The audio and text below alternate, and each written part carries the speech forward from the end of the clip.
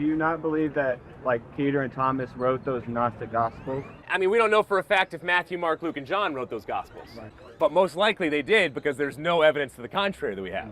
And if you most likely have the dating of an ancient document like that, more than likely you have the name that was connected to it. So the issue there was Matthew, Mark, Luke, and John, on the earliest scroll, the name didn't come in the front, but the names were found within the scrolls. That's why they're named what they are. So any slightly quasi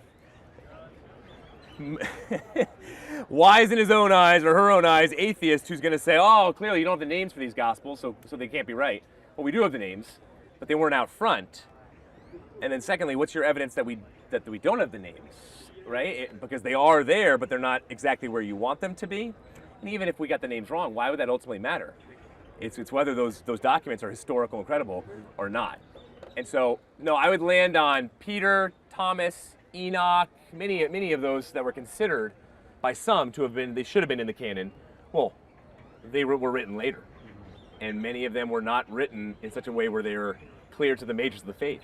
They focused on small things or heretical things like Docetism, which came along later, saying that, no, Judas was trying to help Jesus get rid of his body because he's all spirit.